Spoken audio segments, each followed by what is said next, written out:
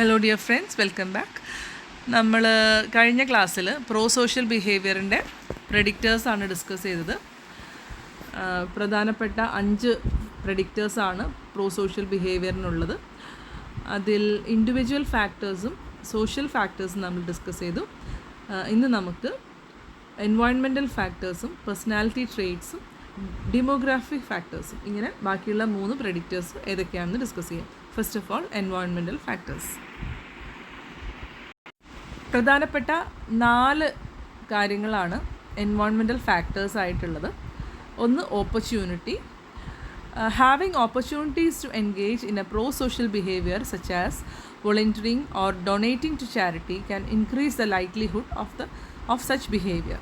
നമുക്ക് തുടർച്ചയായിട്ട് അവസരങ്ങൾ ലഭിക്കുകയാണെങ്കിൽ, ഇത്തരത്തിലുള്ള പ്രോ സോഷ്യൽ ബിഹേവിയറിൽ ഏർപ്പെടാനുള്ള അവസരങ്ങൾ ചെറുപ്പം മുതലേ ലഭിച്ചിട്ടുള്ളൊരു വ്യക്തിയെ സംബന്ധിച്ചിടത്തോളം, അല്ലെങ്കിൽ അത്തരം അവസരങ്ങൾ ലഭിക്കുന്ന ഒരു വ്യക്തിയെ സംബന്ധിച്ചിടത്തോളം വീണ്ടും വീണ്ടും അത്തരത്തിലുള്ള പ്രവർത്തനങ്ങളിൽ ഏർപ്പെടാനുള്ള ടെൻഡൻസി കൂടും.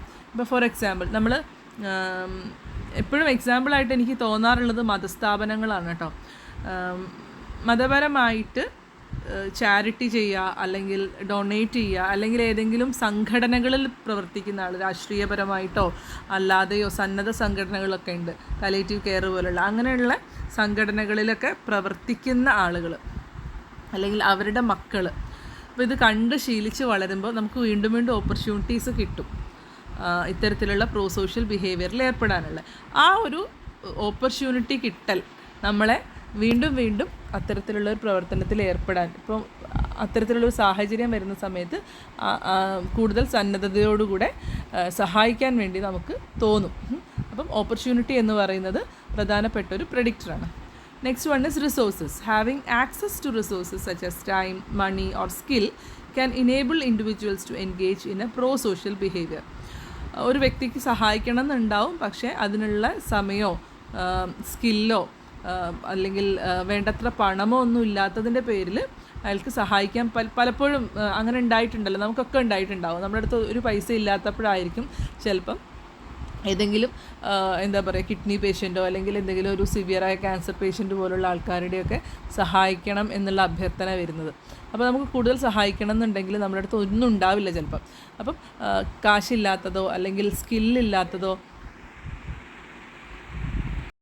അത്തരത്തിൽ കാശില്ലാത്തതിൻ്റെയോ സ്കില്ലില്ലാത്തതിൻ്റെയോ അല്ലെങ്കിൽ സമയമില്ലാത്തതിൻ്റെയോ ഒക്കെ പേരിൽ നമുക്ക് ചിലപ്പം സഹായിക്കാൻ പറ്റാത്തൊരവസ്ഥ വന്നേക്കാം. ഇതൊക്കെ റിസോഴ്സസാണ്, അതായത് വിഭവങ്ങളാണ്, നമുക്ക് സഹായിക്കാനുള്ള മെറ്റീരിയലായിട്ടുള്ള കാര്യങ്ങളാണ് ഇതൊക്കെ. അപ്പോൾ ഇതൊന്നും നമുക്ക് ഇല്ലാതെ പോവുകയാണെങ്കിൽ, ഇപ്പോൾ തിരക്കിട്ട് നമ്മൾ പോകുന്ന സമയത്തായിരിക്കും ചിലപ്പം വളരെ ക്രൂഷ്യലായിട്ടുള്ളൊരു ടൈം പീരീഡിൽ നമ്മൾ ട്രാവൽ ചെയ്യുന്ന സമയത്ത് മറ്റൊരാളെ സഹായിക്കേണ്ട അവസരം വന്നാൽ ചിലപ്പോൾ നമുക്ക് സഹായിക്കാൻ പറ്റിയെന്ന് വരില്ല.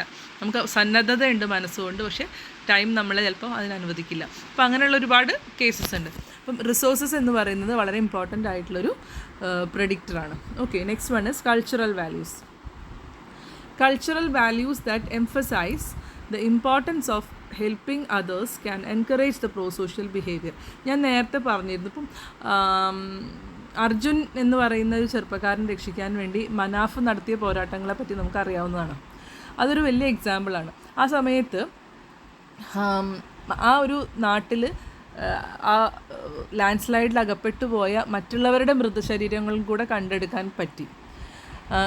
ഒരു പക്ഷേ മനാഫ് അങ്ങനെ മനാഫ് എന്ന് പറഞ്ഞൊരു വ്യക്തി അവിടെ ഇല്ലായിരുന്നുവെങ്കിൽ ആ ഒരു അർജുനോടൊപ്പം തന്നെ ബാക്കിയുള്ളവരെയും ആരും കണ്ടെത്തില്ലായിരിക്കും. ആ ഒരു ഗവൺമെൻറ്റിനോ അല്ലെങ്കിൽ അവിടെയുള്ള ആ ഒരു എന്താ പറയുക, കൾച്ചറൽ വാല്യൂസോ അത്തരക്കാരെ അല്ലെങ്കിൽ പാവപ്പെട്ട ഒരു വ്യക്തികളെ സഹായിക്കണമെന്നോ അവർക്കൊരു വാല്യൂ ഉണ്ട് എന്നൊന്നും എന്താ പറയുന്നത് അവർ ഉൾക്കൊള്ളുന്നില്ല, അല്ലെങ്കിൽ അവരൊരു വാല്യൂവും കൽപ്പിക്കുന്നില്ല അത്തരം സാധാരണക്കാരായിട്ടുള്ള മനുഷ്യന്മാർക്ക്. പക്ഷേ മലയാളികൾ അങ്ങനെയല്ല. സാധാരണക്കാരായിട്ടുള്ളവരായാലും അല്ലാത്തവരായാലും ജീവന് ഒരുപോലെ വിലയുണ്ട് എന്നൊക്കെ ഒരു പരിധി വരെ വിശ്വസിക്കുകയും അത്തരത്തിലുള്ളൊരു സാംസ്കാരിക മൂല്യം ഉയർത്തിപ്പിടിക്കുകയും ചെയ്യുന്നൊരു സമൂഹമാണ്. അപ്പോൾ അത്തരത്തിലുള്ളൊരു സമൂഹത്തിൽ നിന്ന് തീർച്ചയായിട്ടും പ്രോ സോഷ്യൽ ബിഹേവിയർ ഉണ്ടാകാനുള്ള സാധ്യതയുണ്ട്. എന്നാൽ ചില നാടുകളിൽ അങ്ങനെയല്ല. അവരുടെ കൾച്ചറൽ വാല്യൂസ് പ്രോ സോഷ്യൽ ബിഹേവിയറിനെ പിന്തുണയ്ക്കുന്ന ഒന്നല്ല. അതേസമയം ഒരു സിനിമാ നടിയോ നടനോ അല്ലെങ്കിൽ ഒരു രാഷ്ട്രീയക്കാരനോ ആണ് ആ ലാൻഡ് സ്ലൈഡിൽ കാണാതെയാവുന്നതെങ്കിൽ അവർ മുന്നിട്ടിറങ്ങും. Okay, that is their cultural value.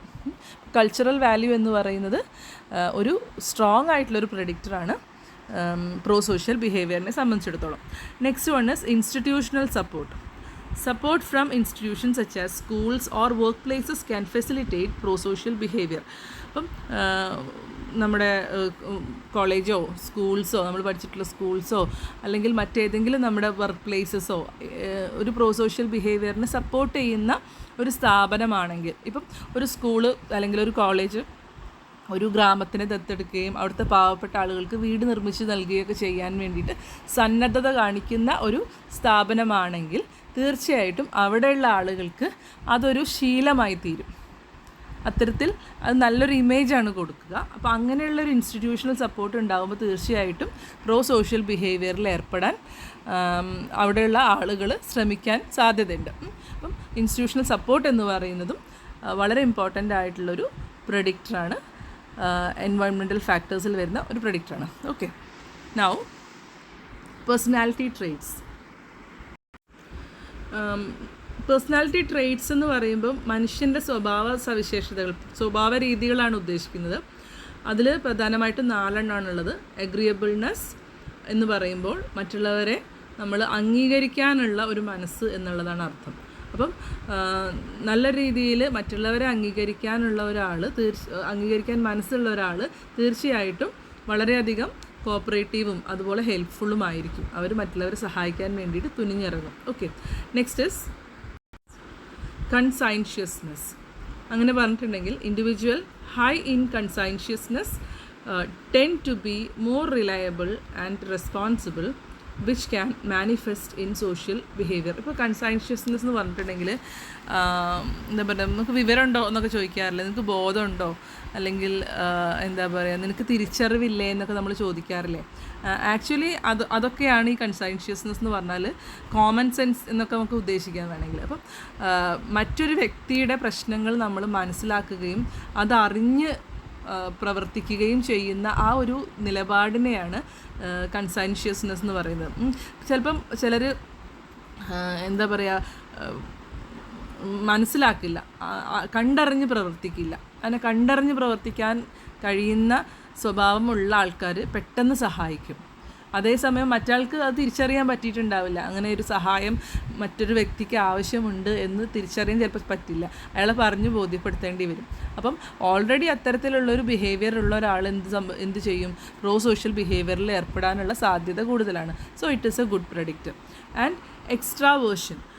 Individuals high in extraversion tend to be more sociable and outgoing which can increase the opportunities for pro-social behavior.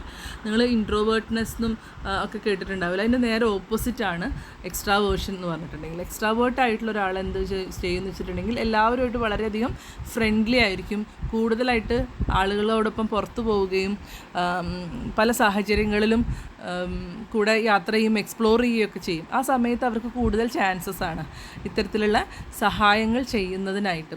പല സ്ഥലത്തും പല രീതിയിലായിരിക്കും നമ്മൾ, പല കാര്യങ്ങളായിരിക്കും നമ്മൾ ഇടപഴകുകയും വിറ്റ്നസ് ചെയ്യുകയൊക്കെ ചെയ്യുക. അപ്പോൾ ആ സമയത്ത് നമുക്ക് സ്വാഭാവികമായിട്ടും എന്ത് സംഭവിക്കും, നമ്മൾ തുനിഞ്ഞിറങ്ങിയിട്ട്, ഇപ്പോൾ ഭയങ്കര ടിമിഡായിട്ടുള്ളൊരു ഇൻട്രോവേർട്ട് ആയിട്ടുള്ള ഒരാൾക്ക് അയ്യോ മറ്റുള്ളവരെന്ത് വിചാരിക്കും, ഞാൻ ഇപ്പോൾ അങ്ങനെ പോയിട്ട് അവരെ സഹായിച്ചാൽ ബാക്കിയുള്ളവരെന്ത് കരുതും എന്നെപ്പറ്റി എന്നൊക്കെയുള്ളൊരു ഇൻഹിബിഷൻ ഉണ്ടാവും. അതേസമയം എക്സ്ട്രോവേർട്ട് ആയിട്ടുള്ള ഒരാൾക്ക് അങ്ങനെ ഉണ്ടാവില്ല. അയാൾ സ്വാഭാവികമായിട്ട് സഹായ മനസ്ഥിത കാണിക്കാനുള്ള സാഹചര്യം വളരെയധികം കൂടുതലാണ്. Next is openness to experience. Individuals high in openness to experience tend to be more empathetic and open-minded, which can increase their willingness to engage in pro-social behavior. ഇപ്പം ചില ആളുകൾ, ഈവൻ എന്നെപ്പോലുള്ള ആളുകൾ ചിലപ്പം ദുഃഖകരമായിട്ടുള്ളൊരവസ്ഥ ഫേസ് ചെയ്യുന്നതിൽ നിന്ന് വിമുഖത കാണിക്കുന്നവരായിരിക്കാം.